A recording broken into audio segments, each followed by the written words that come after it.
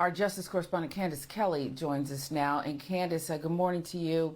Good I want morning. to jump right in, okay, because it's about control, that Yes. we were talking about in that piece here. And as a person of color, do we really want white men ordering anything that we haven't asked for? Okay, so part of Frances Haugen's testimony included her urging Congress to change the law, update, I think it's called Section 230 of the Communications Decency Act. What would that change? Well, first of all, her testimony was just so explosive. And we're talking about someone who says that Facebook is operating really in the shadows with no accountability at all. Section 230 of the Communications Decency Act, it prevents Facebook from being held civilly for anything done by third parties like you or me that might go online and say something that might cause harm to someone else. But it does charge them with the right and really advocates for them to actually regulate and monitor what's going on. And this is where these algorithms that we heard of in the package are so important because Facebook, if they're creating the algorithms that have these detrimental effects, well, then they are in fact in charge of what anybody sees and doesn't see, which might have the outcome of being perhaps racist, or might have the outcome of creating more hatred, or might have the outcome of making young women feel like they need to be skinnier than they are when they are teens, and then thus promoting anorexia. So this is something that Frances Haugen wanted to make sure that she got past.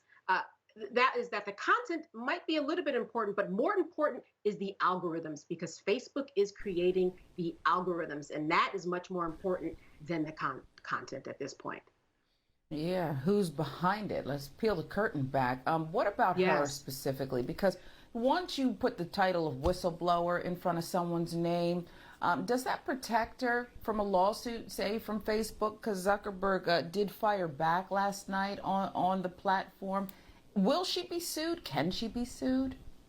At this point, because she filed information with the Securities Exchange Commission, understand that back in 2008, the Dodd-Frank Act was passed under the Obama administration when the economy went under.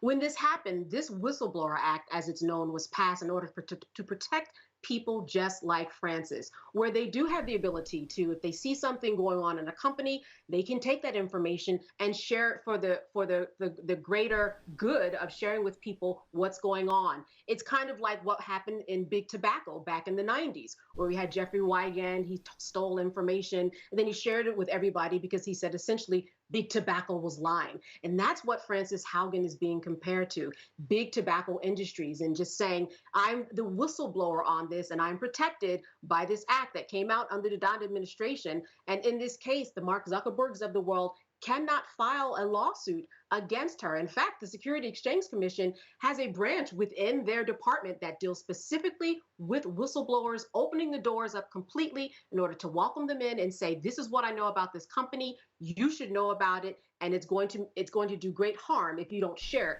with the public at large. Well, as much as Zuckerberg might have had it with this whistleblower, he's busy, Candace. Facebook Oh, is also in court with the FTC, yes, Federal Trade Commission, New York Attorney General Letitia James. We remember her work. They yes. want to break up this giant, saying it's a monopoly. I mean, isn't it? Yeah, Facebook is saying, listen, they were brought into court earlier this year, back in July, I believe. And the court said, listen, FTC, you actually don't have that.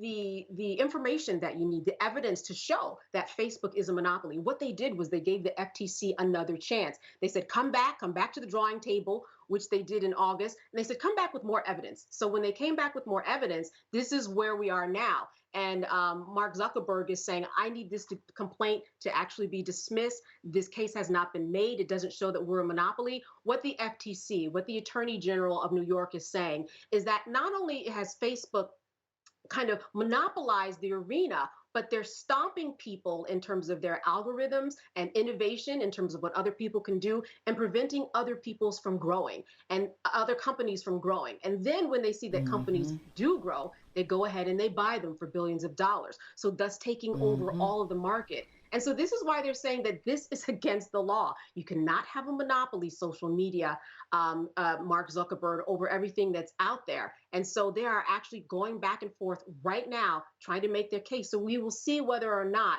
what the FTC is saying will actually stick. But let me tell you, Mark Zuckerberg is very busy this weekend. He has been all year, quite frankly, in terms of advocating for Mm-hmm. Facebook to say that what they're doing actually brings people together. And that really is one of their models, that they make people happy and that they bring people together.